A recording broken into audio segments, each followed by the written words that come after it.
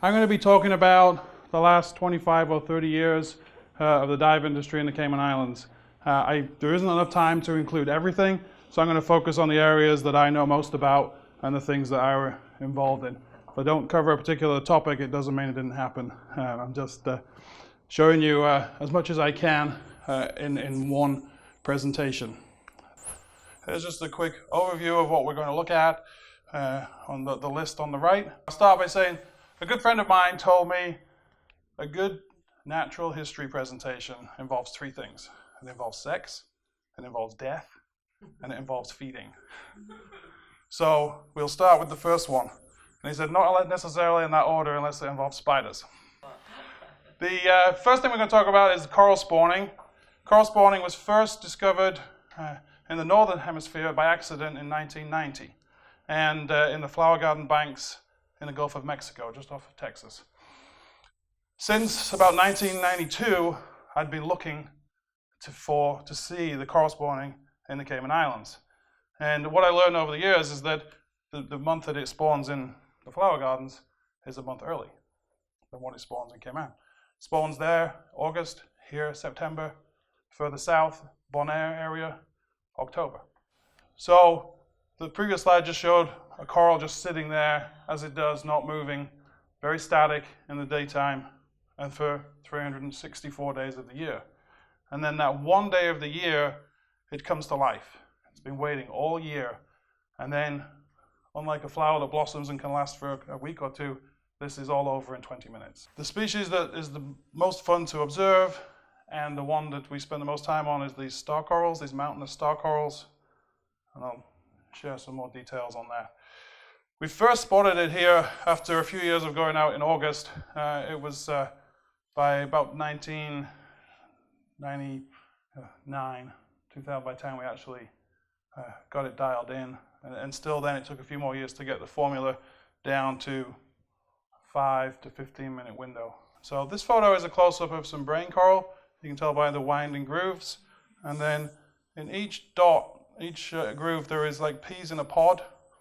These are all we'll call bundles. They're bundles of egg and sperm bundled together, and they're all in these little rows, just like peas in a pod, and they come out with a slight domino effect. This is a brain coral. So this is a very difficult photograph to capture. This is magnified by about 50 times. This area is probably about smaller than the size of a playing card. And that's the moment of release. So each polyp of the colony of corals releases an individual bundle. And the whole coral head will release simultaneously. So it'll just... the coral head, a few kicks away on the other side of the coral finger may go 10 minutes later.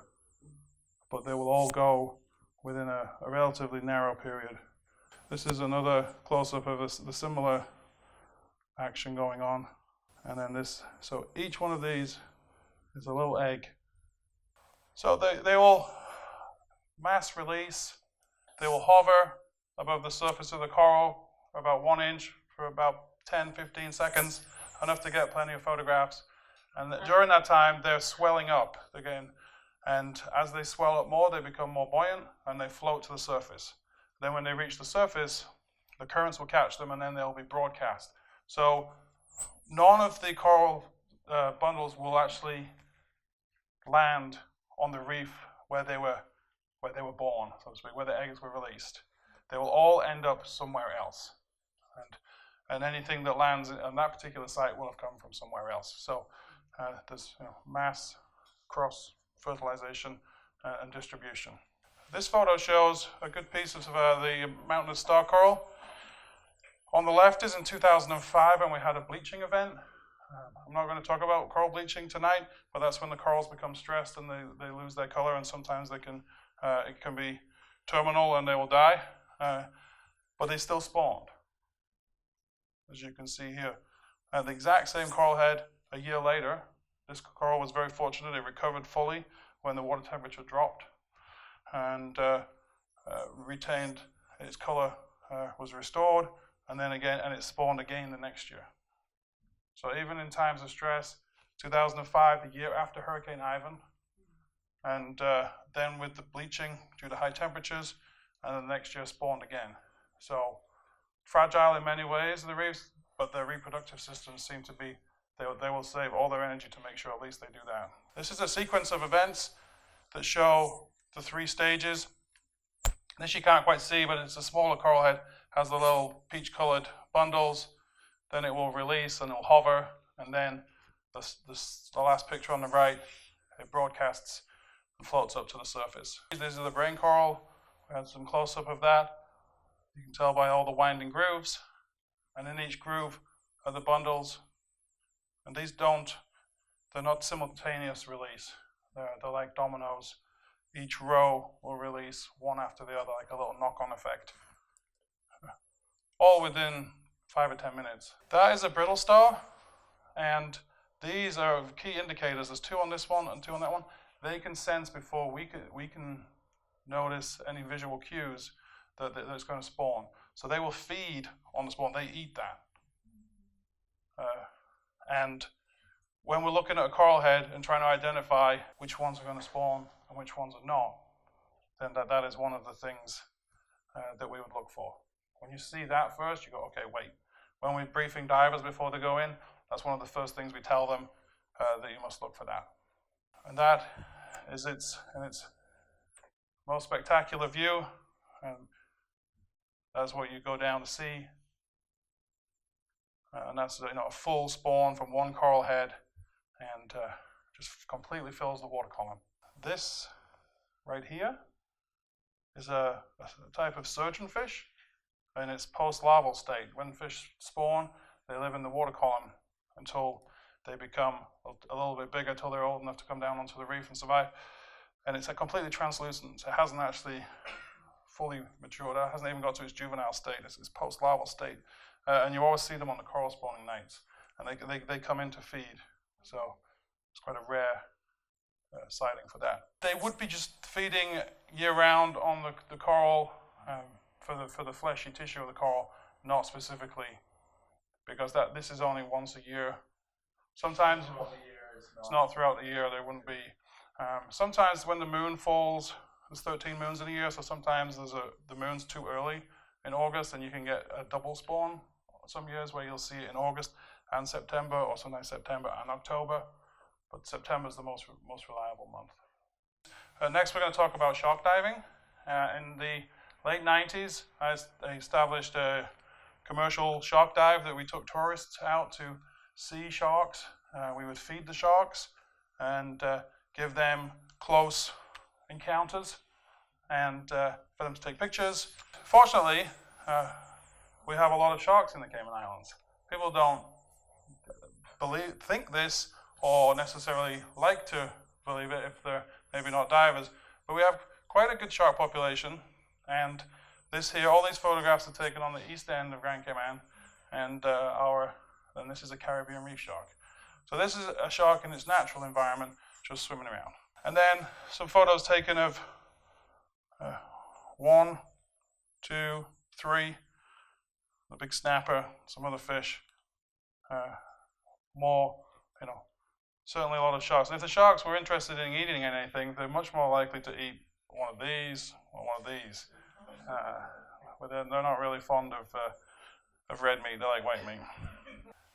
And so some photos of sharks just naturally swimming in the Cayman Islands. This one has a big long fishing line on it. It would have got hooked in its mouth. And sharks are pretty strong. They quite often end in some broken fishing gear, and then they have some extra jewelry on their lips. I hear that's all the rage now. Here on the right-hand side, you see what you may think is a very brave photographer, but they're just getting nice and close to get some good photographs. In this image, you've got three separate reef sharks. They're all reef sharks. And we started the shark dive in 1999 through 2001, and new regulations were put in place to prohibit or ban the feeding of sharks. So essentially, in a roundabout way, shutting down any shark diving activities or tours that you could do. So it's not illegal to take people out and show them sharks. What became regulated or prohibited was not allowed to use bait to attract sharks. But here you see divers just sitting down, watching as a nice reef shark goes by.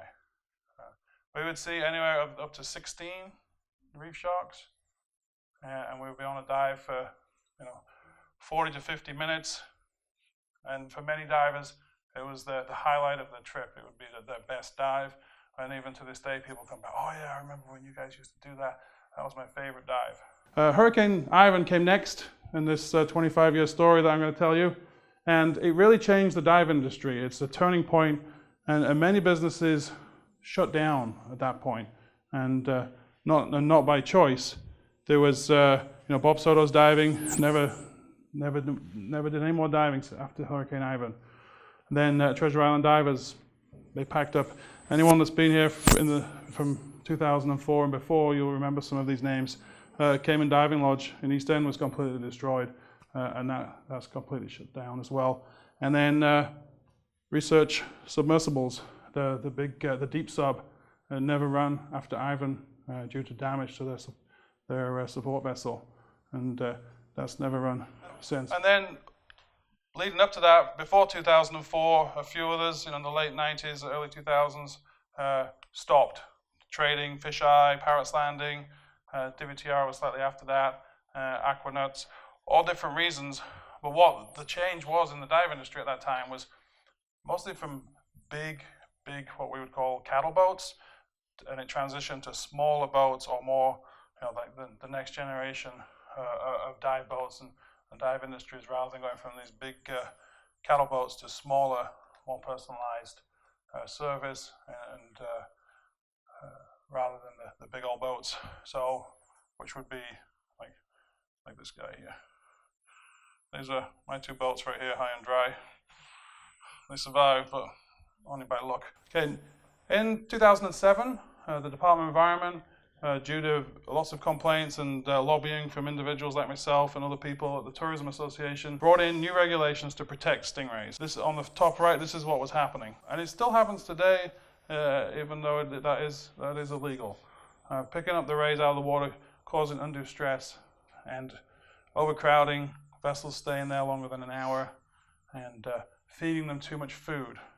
Guy Harvey did a study, and they were learning, when they did study the genetics, the stingrays were genetically turning into squid in general terms, because they were eating so much squid.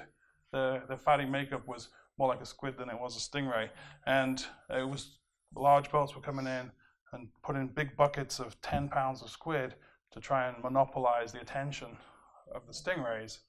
Anyway, that all came to an end in 2007, and every commercial boat had to get licensed and sign agreements to comply, and new boundaries were put in place in the North Sound. So here on the left-hand side, this yellow box, that's the deep stingray city site where you may have been to dive.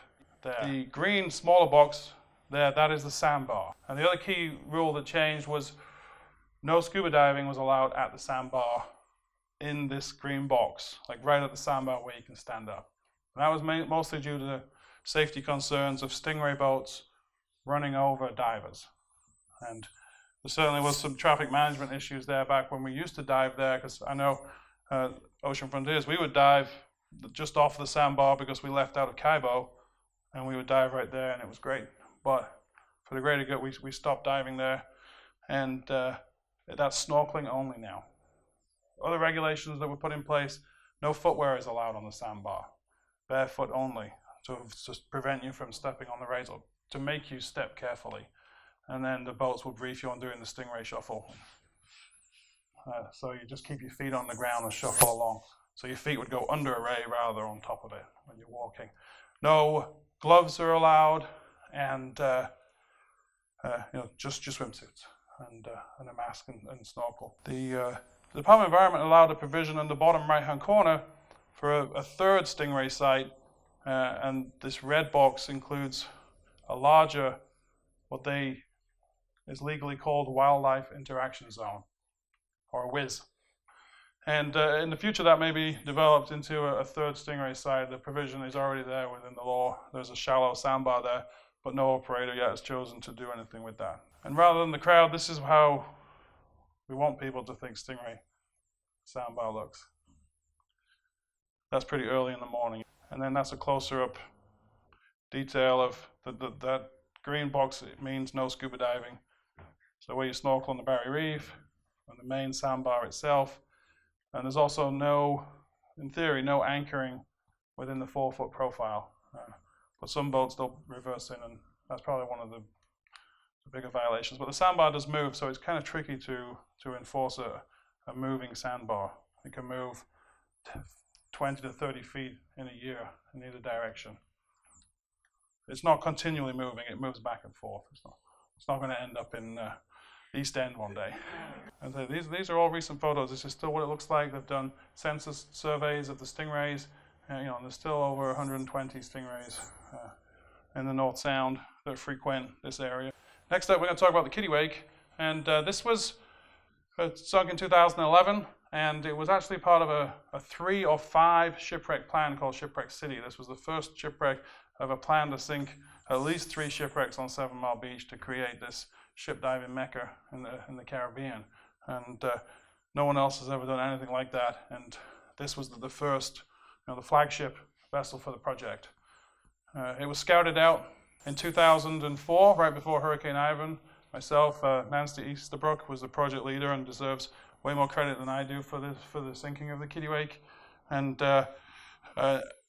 we went up, me and Nancy and some other people in the delegation, picked out a wreck from the US Navy, their mothball fleet of retired ships.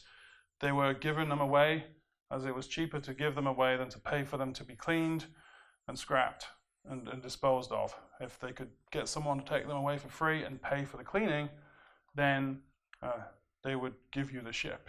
The cleaning was very expensive. These were full of asbestos and all kinds of other lead-based paints, and they had to be cleaned to US EPA standards before it was allowed to leave the US. Otherwise, it would be considered dumping toxic waste in friendly neighboring countries' waters. These are the little badges from the Kittiwake. It was 251 feet long, or it still is, and it had 85 crew, and it served as a submarine rescue vessel.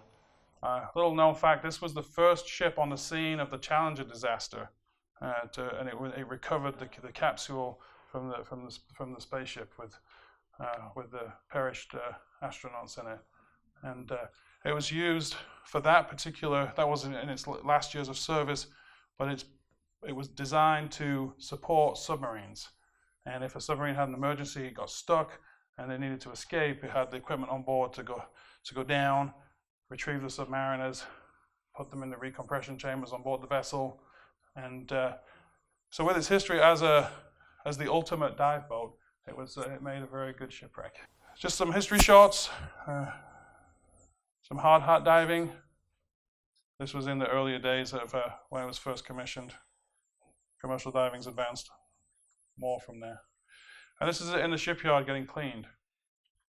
So this is in a shipyard in Norfolk, Virginia, where it's getting the paint scraped off, which is toxic, and had to be removed before it could be shipped to the Cayman Islands.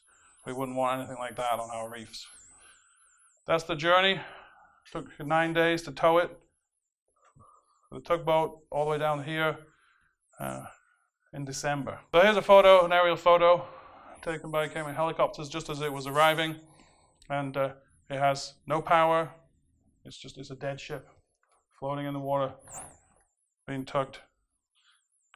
9 days to cover that distance, and then 60 seconds to sink it. This was the last photograph taken before it went underwater. That's how it sits now. Now it's at a slight angle, but it's very close to the surface, so it's good for snorkelers when it first went down. Here's some before and after photos that nice to see the contrast. This is it tied up in Georgetown Harbor on before it was due to be sunk, and that's the similar photograph when it's at rest on the bottom. Another fun photo. Here's the bow, and then that's what it looks like now underwater. Inside one of the rooms, a lot of any overhead environment is cut out to make it safe for divers. So there's always a clear path to daylight and to exit.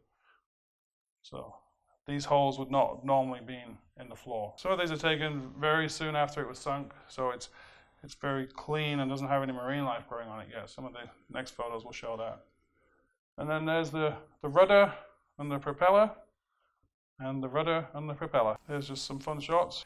Here's some photos taken more recently, and you can see it's started to overgrow with the algae plating over it. You can see these large holes in the deck that wouldn't normally be there. Sailors would just fall down it. But they're cut out for divers. On the right, that's a recompression chamber. So anyone they had to rescue from a submarine would go straight in the recompression chamber. And then now you can see how colorful it's getting. This was not painted red. This was navy gray. And then it was scraped off, and it would have just been very plain in color, like you see in some places here. All the red and orange you see is growth. It's encrusting algae that's grown and encased the wreck, and it's transitioning and morphing into a natural reef. All around the island, and East End being my home, there's a lot of maritime heritage, and under the surface, all the historical shipwrecks back from the wreck of the Tensale. This is an aerial photograph of the Ridgefield. You may have seen the Ridgefield from shore, but this is the propeller from the Ridgefield. Now the other blade is buried into the reef, and these are about 8 feet tall, at least 6 feet. Huge blades of the propeller. Most divers never get to see this because it is very shallow, and most of the time it's just too rough. Even though it can be calm, there's just those little waves, and there's a lot of sharp edges around it.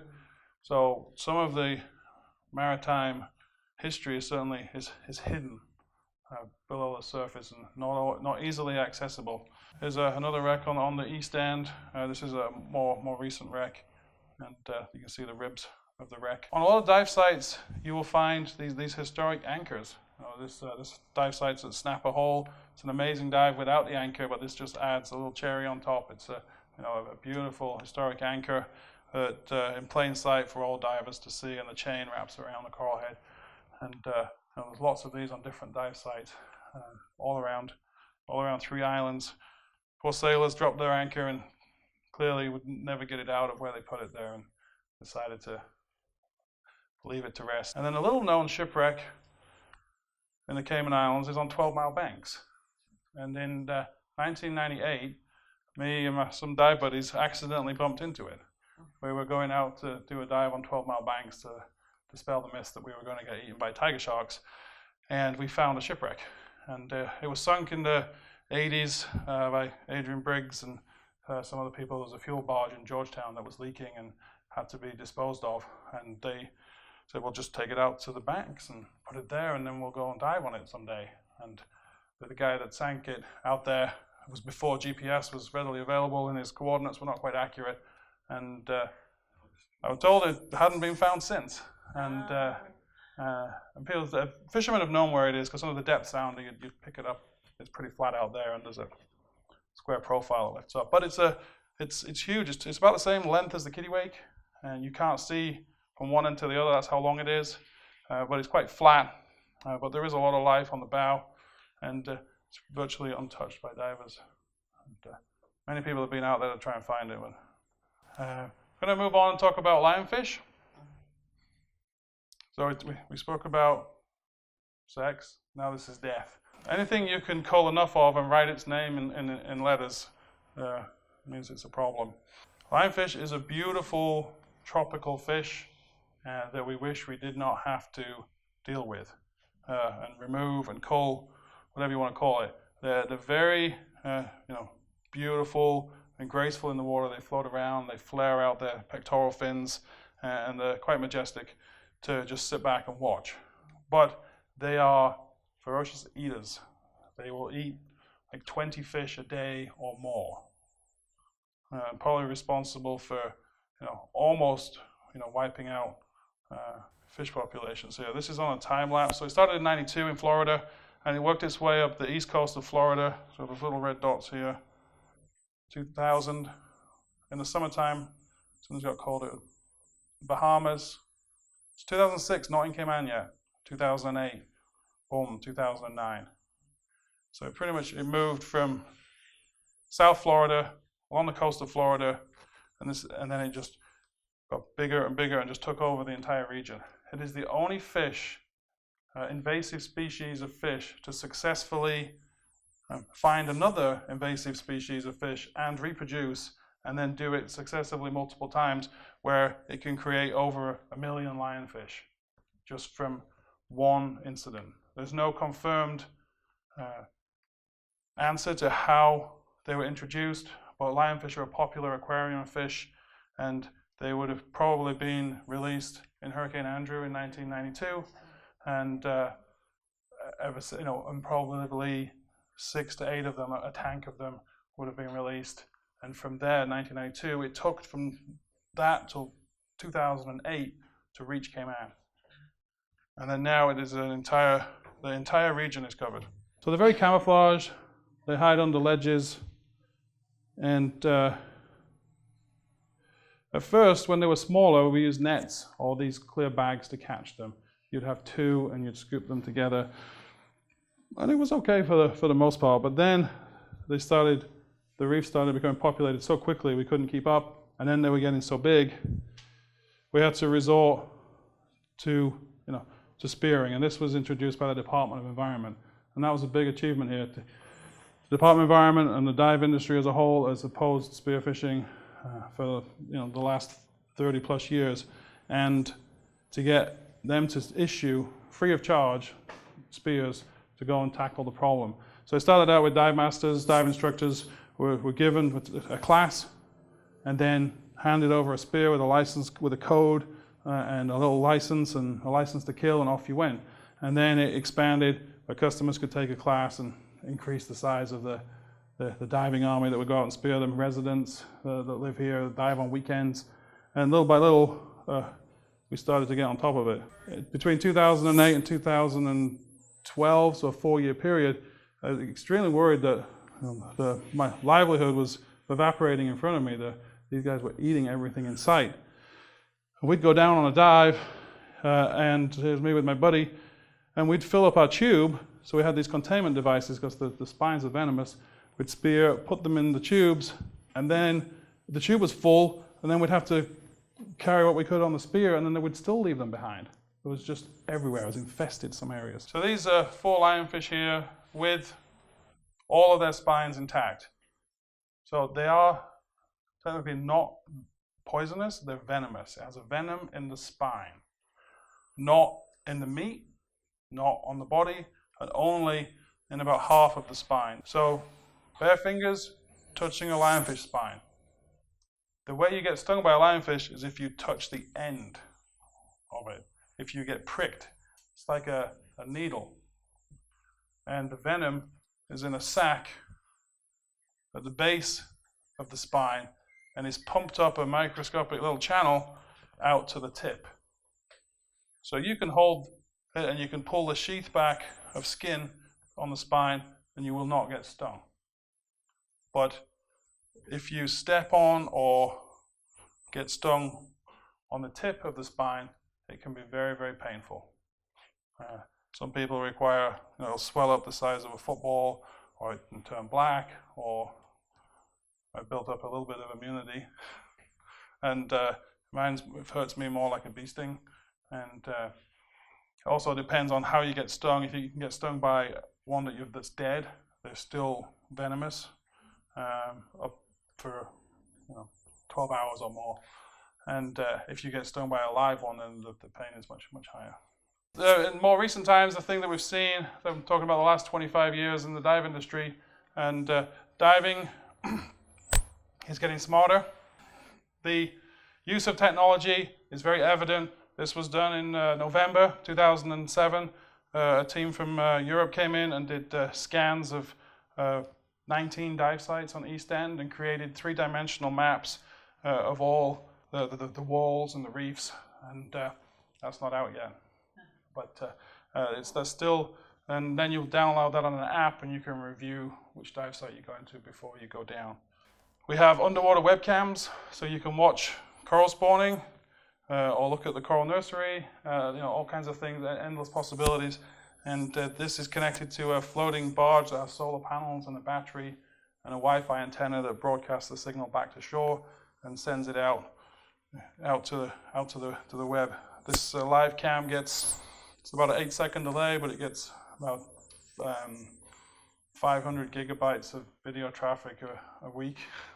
It's viewed by a lot of people. Other things that we've seen in the dive industry, an advancement in the breathing systems, and in the old days diving was considered dangerous and things with compressors, and now we have very advanced, very safe systems, and for mixing nitrox and different gases other than air, and this is what we have at Ocean Frontiers. And then now, 25 years ago, we used to use something like this, an edge.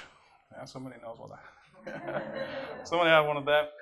And now we use something the size of a wristwatch that has even more information on it, our dive time, the water temperature, our limit, our depth, the gas mix that we're breathing, partial pressure of oxygen, and then it'll even count our steps we take when we go from the dive boat to the room.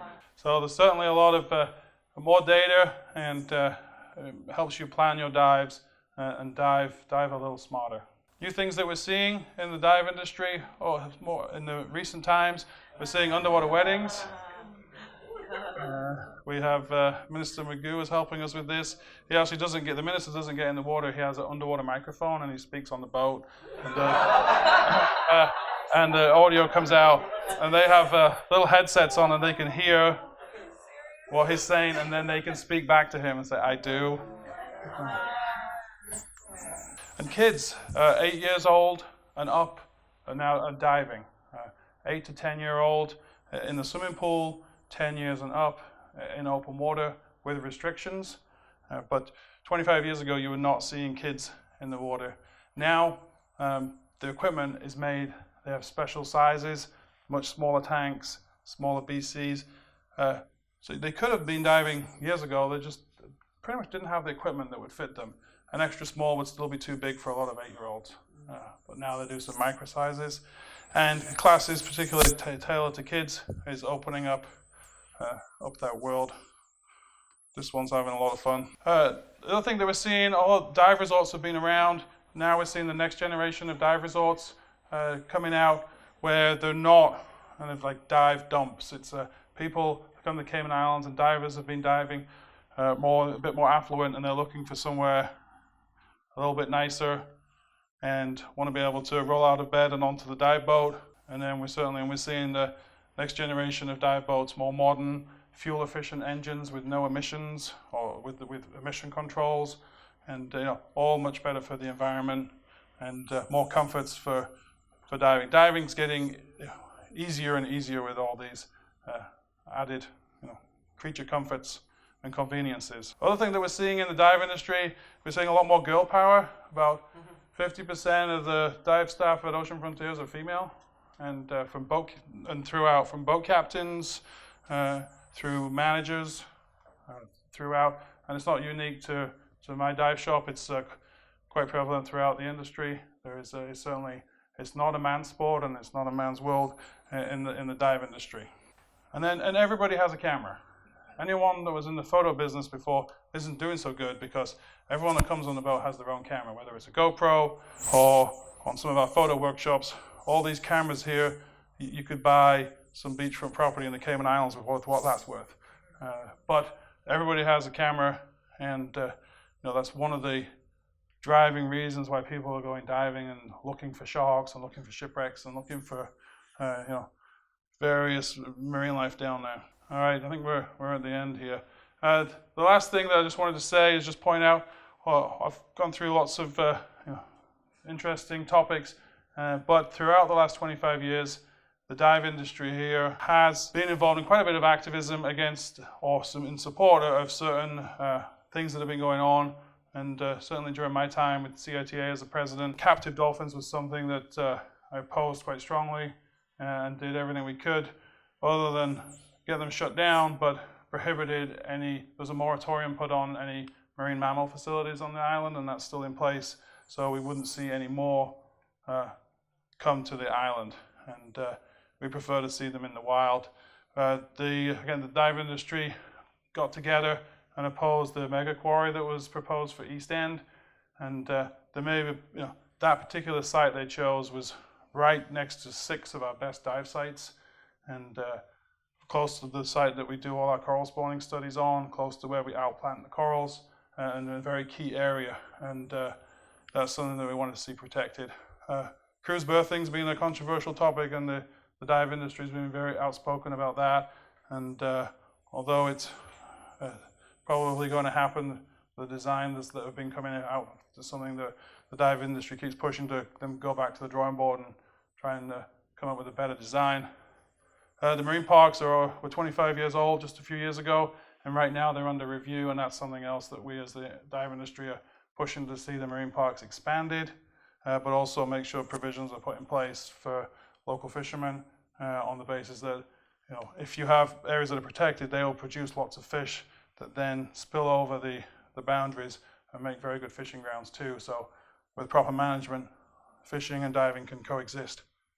Grouper conservation is something I can proudly say I haven't eaten a grouper in, I've forgotten what it tastes like, in decades.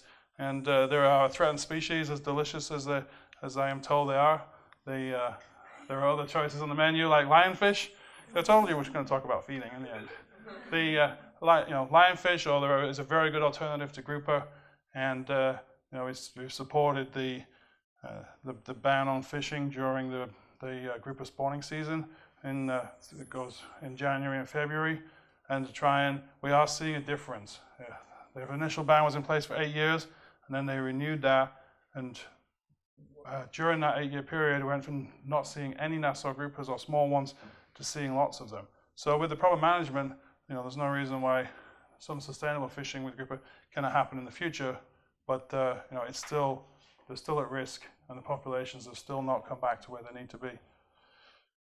Turtle nesting, the biggest problem we have with that is light pollution on 7 Mile Beach, and the turtles, instead of turning and going out to sea, they see the white light as a moon, and the DOE has done a very good job of educating properties during the nesting season. May and June in particular, or you can go April through July, is when you can try and get condos to turn the lights down or turn away. It's a difficult balance, trying to keep a place secure and well lit, and then also accommodating our nesting turtles. Thank you. I think I went over.